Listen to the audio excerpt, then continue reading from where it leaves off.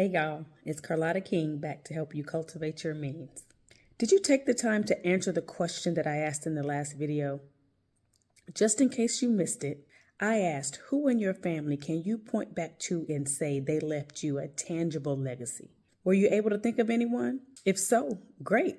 Please share in the comments how it impacted where you are today and how you are planning to do the same thing for the next generation. For those of you who did not think of anyone, unfortunately, you are like most people.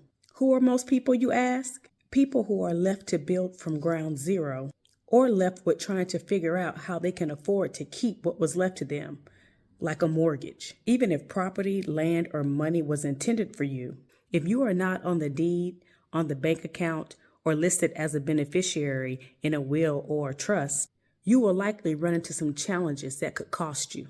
In some cases, it can cost you more than the value of what was left to you. Hopefully, the person didn't just tell you they wanted you to have it. I'm not an attorney, but according to Google, hearsay is not admissible in the court of law.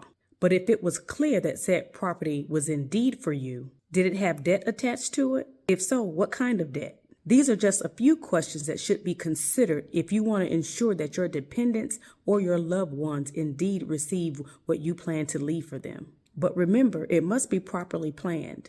If it's not properly planned for in writing, what you desire has a high probability of not happening.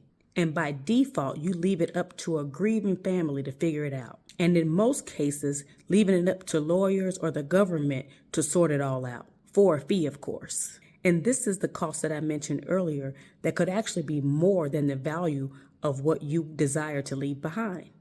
So what do you need to do? You need to get an estate plan written. Many people think that estate planning is for people that are rich. But if you have a family, you have a responsibility to plan. If something were to happen to you, does your family know your wishes? A will is one of the simplest ways to start your plan to protect your loved ones.